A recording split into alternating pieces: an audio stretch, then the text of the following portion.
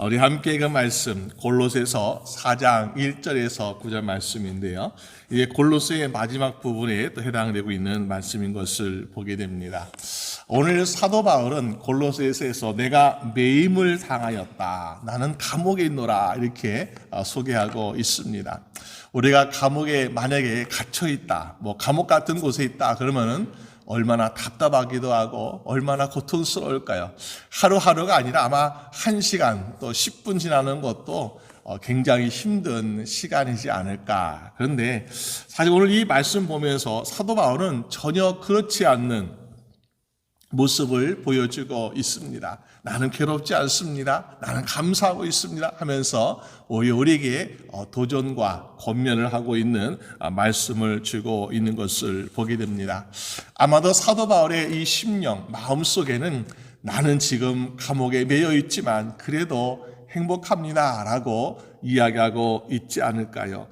그런 면에서 우리가 어떤 장소나 어떤 환경에 우리가 제한되지 아니하고 항상 행복하고 감사할 수 있는 사도 바울 같은 인생을 살기 위해서 어떻게 살아야 되는가 오늘 말씀에서 우리에게 전해주고 있습니다. 먼저는 1절 말씀 보니까 이렇게 말씀하고 있습니다. 너에게도 하늘에 상전이 계심을 알지어다. 그 당시 아마 노예들을 가지고 있는 사람들이겠죠. 상전, 그러면은 노예들을 거느리는 사람들, 정치적으로 어떤 관리들이나 또 왕이나 그런 사람들이겠죠. 그런 높은 지위에 있는 사람들, 이 사람들이 보니까는 자기가 가진 힘과 능력과 또 권세를 가지고 마치 천하를 호령하는 것처럼 얼마나 교만하고 자랑스럽겠습니까? 그런데 그들에게 뿐만 아니라 오늘 세상의 모든 사람들에게 이 한 가지를 전해주고 있는데 너희에게도 하늘에 상전이 계심을 알지어다 라고 말씀하고 있습니다. 이 한마디가 참 중요한 것 같아요. 우리가 살고 있는 이 세상에서 내가 제일 높은 것 같아요. 내가 제일 많은 것을 가지고 있고 내가 제일 똑똑한 것 같아요. 마치 우리가 인간이 우리가 하나님보다 높다. 또 하나님의 어떤 진노하심과 하나님이 멸망하신 우리가 막기 위해서 바벨탑을 쌓아보자. 그러면 우리가 하나님과 견주어서 좀 해볼 만하다라는 교만된 생각을 가지는 것처럼 우리는 그렇게 하늘 위에 나보다 더 높으신 분이 계시다는 것을 우리는 망각하고 교만에 빠질 때가 있습니다. 그런데 분명히 성경에서 말씀해 주고 있는 것은 하늘에 우리의 상전이 계시다. 우리를 창조하신 분이시고 우리의 주가 되시는 주님이 계신다라는 것을 말씀해 주고 있습니다. 우리가 그러므로 하늘의 상전이 계시다 이 말씀을 우리가 들어볼 때에 이 세상에는 내 뜻대로 해서 되는 것도 아니고 내 마음대로 다 할 수 있는 것이 아니구나. 하나님이 허락하셔야 되는 것이고 또 하나님께서 도우셔야 되는 것이고 하나님의 인도하신 가운데 살아가야 내가 행복한 삶을 살 수 있겠다라는 사실을 다시 한번 바라보게 되는 것입니다. 그래서 우리가 하늘에 계신 하나님 아버지를 바라보면서 그분의 말씀을 듣고 그분의 뜻을 따라서 주 안에서 행복한 인생을 살아가는 여러분 되시기를 주님의 이름으로 축원합니다. 그것을 모르는 세상의 사람들은요 교만하죠. 하나님이 어디 계시냐, 내가 내 마음대로 하겠다 하기도 하고 또 사람들끼리도 어떻습니까? 갈등하고 싸우는 모습. 우리가 하나님이 계시다라고 한다면요 감히 하나님 앞에서 싸울 수가 없을 것. 우리가 아이들이 보니까 가끔 형제 자매들이 다툴 때가 있어요. 그러면은 싸우지 마라 조용히 타을 때가 있습니다. 그런데 서로 자기가 잘났다고 자기가 잘못한 것이 없다고 하면서 막 다투고 싸울 때가 있어요. 그러면은 한번 크게 혼내요. 지금 너희 앞에 아버지 어머니가 계시지 않냐? 어떻게 아버지 어머니 앞에서 싸우냐 하면서 호통을 칠 때가 있습니다. 그러면은 좀 잠잠해져요. 마찬가지로 우리가 세상에 많은 사람들이 서로 잘났다고 싸우기도 하고 그러는데요. 사실 우리가 하나님 앞에서 살아간다라고 생각한다면은 과연 그럴 수 있을까요? 그러지 못할 것 같아요. 오늘 우리 하나님 앞에서 하나님이 우리 위에 계심을 바라보면서 주 안에서 겸손하게 그리고 주의 말씀 듣고 살아가는 저희분 되시기를 바랍니다. 그러기 위해서 2절 말씀 보니까 우리에게 말씀하기를 기도를 계속하라라고 말씀하고 있습니다. 기도를 계속하라. 여러분, 우리가 살아가면서 계속해야 될 것은 바로 기도다. 기도는 먼저 우리가 하나님 나 이거 주세요. 나 능력 주세요. 나 축복 주세요. 이런 것도 하지만은 기도라는 것은 바로 하나님 아버지와 매일같이 대화하는 것이 기도가 아닌가. 예수님께서 아픈 사람을 고쳐주시고 귀신을 쫓아내시고 하나님의 천국 복음 말씀 전하시는 가운데 하루에 24시간이 얼마나 부족한 그런 바쁜 사역을 하고 계셨습니까? 그럼에도 불구하고 하나님 예수님께서 하루도 빠지지 않는 것이 있었다면 아마도 하나님께 기도하는 모습이었다. 그래서 낮에도 기도할 시간이 없고 밤에도 안 되니까 새벽에 예수님께서 나가서 기도하시는 모습을 보게 됩니다. 그래서 예수님이 기도하시는 모습이 매일같이 습관처럼 기도하시더라라는 그런 말씀을 보여주고 있습니다. 왜 그렇게 기도할까요? 오늘 우리가 인생을 살면서요, 내가 기도하면서 하나님과 대화를 하다 보면은 우리는 외롭지 않다라는 생각을 해보게 됩니다. 저도 처음에 미국에 유학 가서 제가 외아들이라서 혼자 있다 보니까는 굉장히 좀 외로울 때가 있었습니다. 그래서 굉장히 힘들고 그런데 예전에 전화가 비쌌으니까 문자로 하기도 하고 또 이제 전화가 생기면서 인터넷 전화도 하고 그러면서 항상 한국에 계신 부모님과 매일같이 잠깐이라도 인사하고 이야기를 나눴던 적이 있습니다. 그러면은 물론 멀리 있죠. 비행기 타고 열몇 시간 가야 되고 쉽지 않은 길인데 그럼에도 불구하고 매일같이 연락을 주고받을 때에 외롭지 않아요. 그러니까 외롭지 않으니까 걱정도 안 생기고 두렵지 않습니다. 이 기도라는 것이 바로 그런 것 같아요. 내가 정말 인생이 힘들고 외로워요, 괴로워요 이런 사람들 보게 되면요, 하나님과의 교제가 별로 없는 것 같아요.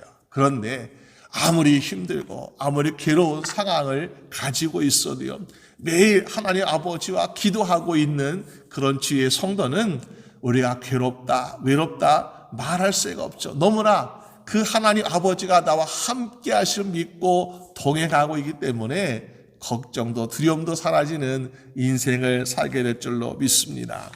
그러니까 어떻습니까? 감옥에 있어도 행복한 거예요. 감옥에 있어도 감사가 나오는 사도 바울 같은 인생이 될 줄로 믿습니다. 그래서 우리에게 기도를 계속하라. 성경은 계속해서 항상 기도하라. 기도에 계속하라고 말씀하고 있습니다. 또 우리가 행복한 사람 보니까 모든 일에 감사라. 그래서 기도에 감사함으로 깨어있으라 라고 말씀하고 있습니다. 여러분, 기도에 감사함을 하라. 이 감사가 사실은요, 참 어려운 것 같아요. 만약에 오늘 사도 바울처럼 우리가 매여있는 삶을 산다면 과연 우리가 감사를 할 수 있을까? 우리 삶에 어떤 재난과 고난이 다가올 때 우리는 감사라는 것이 쉽지 않습니다. 왜? 나 자신만 바라보게 되니까. 내가 이런 사람이 아닌데, 이렇게 나락으로 떨어질 사람, 이렇게 실패할 사람, 이렇게 병든 육신을 가진 사람이 아닌데 하면서 우리는 정말 감사가 나오기 어려운 때가 많은 것을 보게 되죠. 그런데 정말로 하나님의 사랑과 하나님의 도우심을 바라보게 되면은 그래도 감사가 나올 수 있지 않을까. 예전에 독일의 재무장관을 역임했던 마르티 바데라는 사람이 젊은 시절 때에 시골 곳곳을 지방 여행하는 그런 삶이 있었다라고 합니다. 그러면서 어느 아주 허름한 아주 낡은 그런 싸구려 호텔에서 잠을 자게 되었어요. 돈이 별로 없었나 보죠. 시골이니까. 그런데 잠을 자고 나니까 자기의 신발이 없어진 것이었습니다. 이 장거리 여행을 함에 있어서 신발이 얼마나 중요합니까? 더군다나 옛날인데 돈도 없죠. 그리고 또 신발을 당장 살 수 있는 것도 없죠. 참으로 마음이 화가 났습니다. 그 많은 신발들 중에 왜 내 거를 가져가 하면서 얼마나 마음이 화가 나는지요. 그런데 그 호텔 주인도 미안해가지고 하고 있는데 마침 그날이 주일이었어요. 그러면서 내가 있는 이 허름한 신이라도 좀 신고 우리 교회 갑시다 하면서 같이 교회에 따라가게 되었습니다. 교회 예배를 한참 드리고 있는데 보니까는 그 예배 중에서 성도들 가운데 정말 기쁨으로 감사함으로 눈물을 흘리며 찬양과 기도를 드리고 있는 어떤 사람을 보게 되었습니다. 야, 저 사람은 뭐가 저렇게 기쁘고 뭐가 저렇게 감사한 일이 많을까 하면서 바라보고 있는데 이제 기도 시간이어서 문득 고개를 숙고 있는데 보니까 이 사람은 눈을 뜨고 기도를 드렸어요. 보니까 다리 하나가 보이지 않는가. 다른 사람은 다 다리가 있는데 그 사람의 다리가 하나 보이지 않는 것을 보게 됩니다. 다리를 잃어버린 사람이죠. 근데 보니까 너무나 기뻐하고 너무나 감사하는 모습.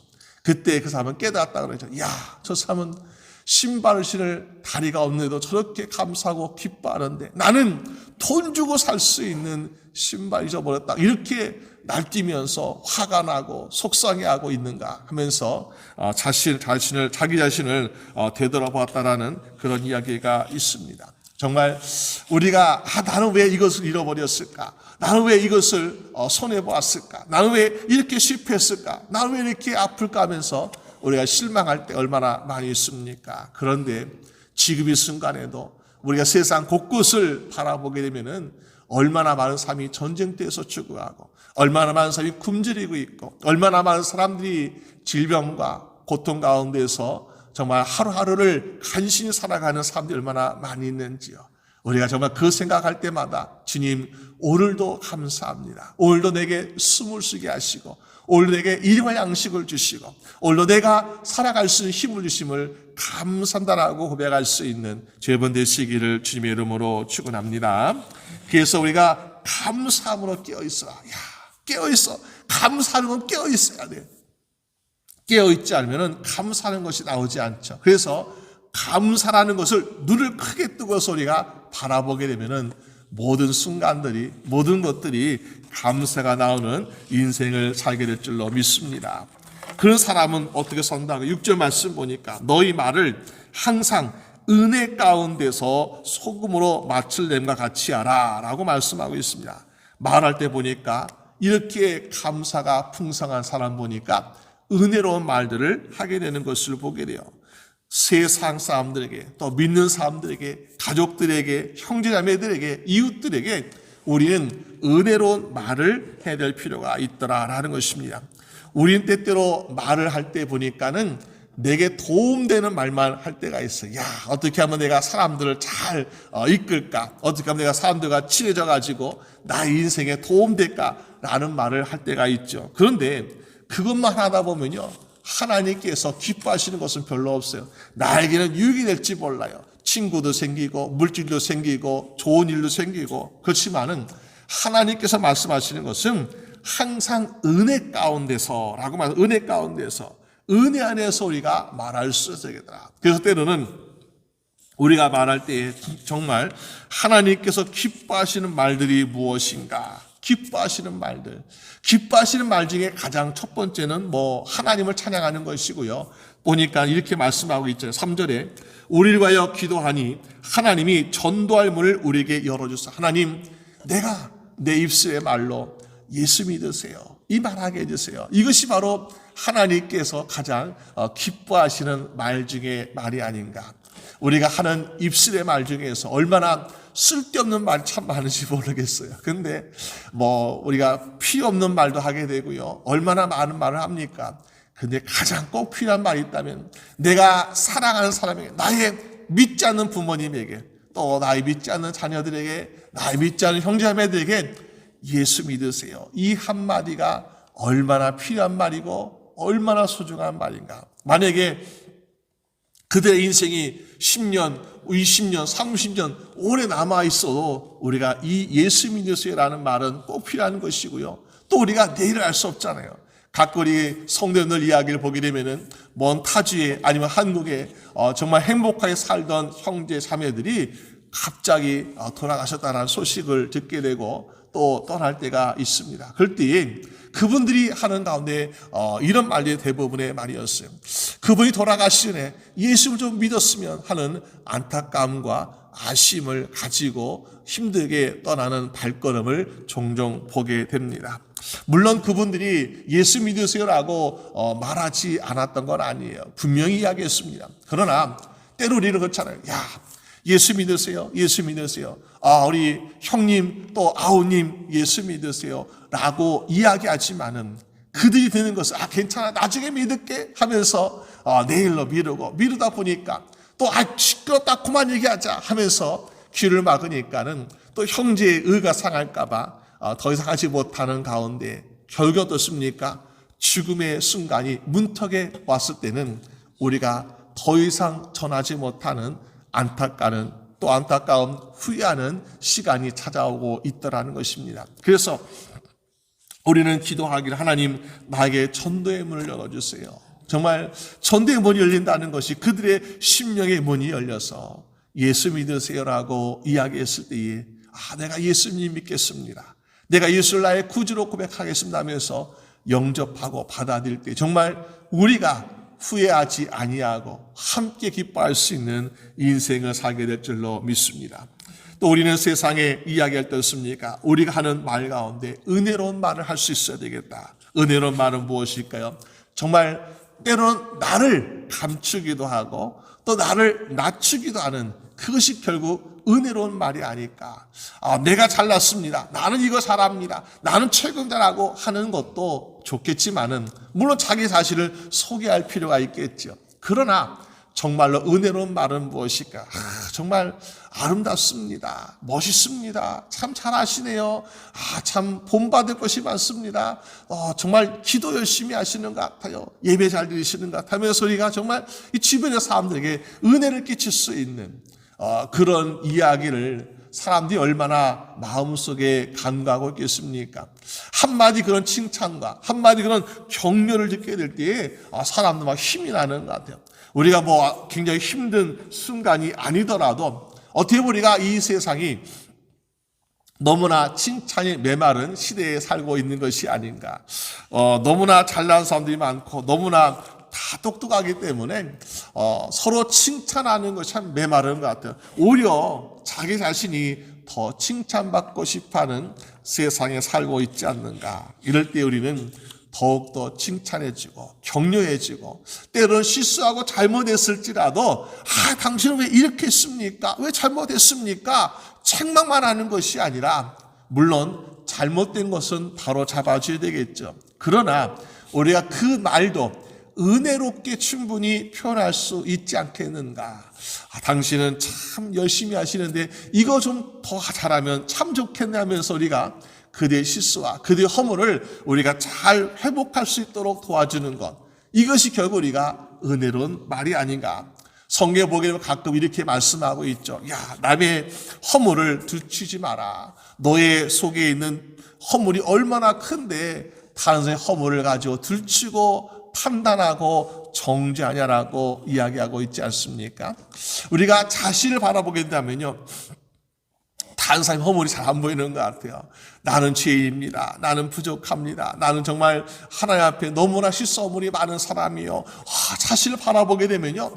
다른 사람의 것은 보이지가 않습니다. 그냥 매일같이 나의 부족함과 나의 연약함을 가지고 하나님께 도와달라고 간간한 기도밖에 나오지 않는 그런 모습 보게 되죠. 오늘 우리 인생에도 정말 다른 사람의 허물과 실수와 판단을 보이는 인생이 아니라 나 자신의 모습을 잘 바라보아 하나님 내가 정말 더욱더 기쁘게 살아가고 더욱더 감사하게 살아가고 더욱더 정말 많은 사람들에게 영향을 줄 수 있는 사람들에게 달라고 간구할 수 있는 여러분 되시기를 주님의 이름으로 축원합니다. 이러한 그리스도 삶을 이야기하면서 사도 바울은 마지막에 또 7절 이렇게 말씀하고 있어요. 내가 내 사정을 두기고를 통해서 너에게 알려주겠노라. 이 두기고가 사실은 사도 바울이 지금 감옥에 있으니까요. 두기고를 이 골로새 교회에 보내면서 이 바울의 소식, 바울이 전하고 있던 말들을 함께 전하고 있는 모습을 보게 됩니다. 다시 말해 바울을 대신해서 보내고 있는 대표하는 사람이다. 바울이 보낸 마치 사신과 같은 사람이라고 두기고를 소개하고 있습니다. 그런데 두기고는 어떤 사람인가 하면서 그는 사랑받는 형제요 신실한 일꾼이요 주 안에서 함께 종이 된 자니라 라고 말씀하고 있습니다. 우리가 정말 이 두 기고에 대해서 사도 바울이 이야기하기를 나의 사랑하는 형제라 이렇게 말씀하고 있잖아요. 사도 바울이 나의 형제, 물론 나의 동역자라고는 자주 표현합니다. 근데 나의 형제라 이런 말 잘 안 쓰는 것 같아요. 그런데 두 기고가 얼마나 사도 바울과 가깝고 또 형, 동생 하는 그런 것처럼 정말 형제 그런 의의를 가지고 살아가는 사람인지 사랑받는 형제라라고 소개하는 모습 볼 때에 우리가 정말 그런 모습이면 얼마나 좋겠는가. 이 사람은 나의 사랑하는 형제입니다. 이 사람은 나의 사랑하는 자매입니다라고 소개받는 얼마나 좋겠습니까? 오늘 두 기고가 사도 바울과 함께 믿음 생활 잘하면서 나의 사랑하는 형제입니다라고 이렇게 소개하고 있는 그것처럼 오늘 저희부터도 우리가 예수 그리스도의 사랑하는 주의 성도 하나 한 분 한 분 다 되시기를 주님의 이름으로 축원합니다. 또 보니까 신실한 일꾼이죠. 신실하다. 여러분 신실하다는 것은요 변하지 않는 충성스러운 믿음직스러운 그런 사람이 신실한 거 아니겠습니까? 그래서 우리가 사실 우리 주변에요 신실한 사람 찾기가 어려워요. 그래서 이 신실하다는 이 말을 우리가 보통 사람들이 잘 안 써요. 어떻게 씁니까? 하나님은 신실하시다. 신실하신 하나님 우리에게 은혜 내려주시기를 우리를 사랑하시기를 우리를 정말 보호하시기를 변함없이 계속해서 우리와 함께 하시고 우리를 돌보시는 하나님. 그래서 이스라엘 백성들이 광야에서 40년 동안 했을 때 하나님 어떻게 합니까? 구름 기둥과 불기둥을 보내셔서 그들을 40년 동안 하루도 거르지 않냐고 지키시고 보호하시는 신실하신 하나님. 때로 우리가 잘못하고 부족함이 많을 때도 우리가 정말 죄를 지을 때도 하나님께 주의 눈동자를 떼지 아니하시고 주의 보호의 손길을 거두지 아니하시는 그런 신실하신 하나님. 그래서 우리는 정말 그 은혜 가운데서 회복되는 인생을 살고 있지 않습니까? 오늘 두 기고는요 정말 믿음이 어떤가 보니까 참 신실해요. 정말 우리가 복음 전하는데 쉬울 때도 신실하였고 고난과 핍박과 박해가 올 때도 변하지 아니하고 신실하고 또 지금 바울같이 감옥에 있는 왔다 갔다 하는 그런 가운데도 정말 신실하고 정말 우리는 이 모습 볼 때에 우리도 언제나 변하지 않는 믿음 신실한 두기 같은 일꾼 될 수 있는 여러분 되시기를 주님의 이름으로 축원합니다. 또 두 개 보니까는 주 안에서 함께 종이 된 자라. 종 얼마나 이 두 개가 겸손한지 사도 바울도 너도 나처럼 주의 종이구나. 주의 종이라는 것이 높아서 주의 종이 아니죠. 주의 종이라는 것이 목사, 제상 이것이 주의 종이 아니라 사실은 주 안에서 겸손한 자가 정말 겸손하게 주의를 행하는 자가 다 주의 종인 것을 보게 되죠. 그래서 이 두 기고는 보니까 나와 함께 종이 된 자라고 소개하고 있습니다. 이 사도 바울에게 두 기고는 마치 두 기고는 사도 바울의 사랑받는 사람, 사도 바울이 믿는 신실한 일꾼 형제요. 또 사도 바울과 함께 주의 사역을 감당하는 주의 종된 자라 이렇게 소개하고 있습니다. 얼마나 사도 바울이 두 기고 칭찬을 너무나 많이 하는지 모르겠어요. 우리가 이렇게 두 기고 소개하고 있다면은 골로새 성도의 사람들이 두 기고에 대해서 어떻게 생각해요? 믿을 만하다. 그가 전하는 말을 믿을 만하다. 그가 우리에게 하는 이야기 또 전하는 또 편지 다 믿을 만하다라고 받아들일 수 있지 않겠습니까? 우리가 정말 예수님께서 우리를 소개할 때에 나의 사랑하는 형제 자매요, 나의 사랑하는 신실한 일꾼이요, 나의 사랑하는 종된 아무개 하면서 우리를 소개해 준다면요 얼마나 좋겠습니까? 저는 가끔 예전에 목사님 제가 어디 가야 되는데 어디에 들어가려고 하는데 추천 좀 써주세요 하면서 부탁할 때가 있습니다. 그럴 때에 정말 고민하게 돼요. 이 추천서라는 것이 어떻습니까? 그 사람에 대해서 알고 그 사람의 장점에 대해서 또 잘 소개해 줄 필요가 있는 거죠. 그럴 때에 과연 저 사람은 어떤 장점이 있을까? 평소에는 아이고 참 우리가 신앙생활 하면서 아니면은 알고 지내면서 잘 우리가 그런 것을 생각하지 않지요. 그런데 막상 나 좀 소개해 주세요라는 부탁을 듣게 되면요, 정말 진지하게 생각을 해보게 됩니다. 그러면서 이 사람은 어떤 장점이 있을까? 이 사람은 어떤 믿음 생활을 하였을까? 하면서 깊이 고민하면서 생각을 해보게 됩니다. 그럴 때에 어떤 사람은요, 정말 너무 쓰는 게 부담스러워. 내가 알거든요. 그 사람은 믿음 생활 잘하지 않은데 또 이렇게 잘 추천해야 되니까는 정말 힘들어요. 근데 어떤 사람은요, 너무나 기쁘고 감사해. 그 사람을 내가 소개해 준다는 것이 얼마나 저에게도 감사한 일인지요. 왜? 너무나 쓸 것이 많아요. 그 사람은 정말 믿음 안에서 신실하고 주님을 사랑하기도 하고 또 많은 성도에게 사랑받기도 하고 열심히 봉사하고 섬기는 그런 사람들 정말 우리가 너무나 기쁨으로 감사함으로 소개할 수 있는 그런 모습을 보게 됩니다. 우리도 예수님께 예수님 나 좀 소개해 주세요. 나 좀 이런 곳에 소개해 주세요. 나 좀 세상에 소개해 주세요라고 우리가 부탁을 드린다면 예수님께서 우리 자신을 어떻게 소개하시겠습니까? 정말 기쁨으로 감사함으로 나는 정말 이 사람은 내가 추천한 사람이야. 내가 믿을 만한 사람이야. 내가 정말 이 골로새 교회 성도들뿐만 아니라 세상 사람들에게 나를 대표해서 보낼 만한 사람이야 라고 소개해 주신다면 얼마나 우리에게도 영광이겠습니까? 우리가 그러기 위해서 갑니까?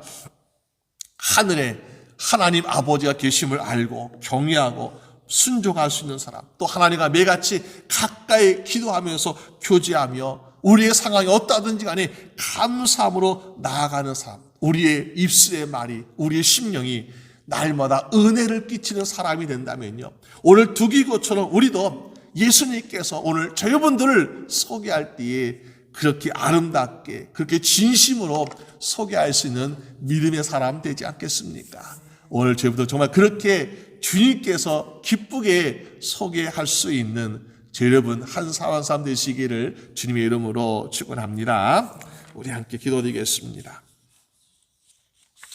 하나님 아버지 감사합니다. 우리의 삶을 또 축복해 주시고 보호하시고 인도하신 하나님 아버지, 오늘 두기고의 인생을 보니까 사도 바울이 그는 나의 사랑받는 형제요 신실한 일꾼이요 주 안에서 함께 종이된 자라고 너무나 아름답게 칭찬하는 모습을 보게 됩니다. 주여, 우리도 세상에 또 이웃들에게 예수님께서 우리를 그렇게 칭찬해 주셨으면 좋겠습니다.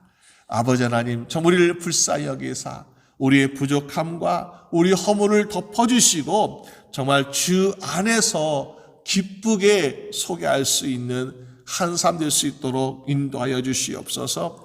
그러기 위해서 우리가 하나님을 더욱더 깊이 알고 하나님도 우리를 더욱더 자랑스러워할 수 있는 기도를 끊이지 않는 인생 되게 하시고 감사를 깨워서 할 수 있는 인생 되게 하시고 우리의 모든 심령이 은혜를 끼칠 수 있는 사람 될 수 있도록 주여 도와주시옵소서.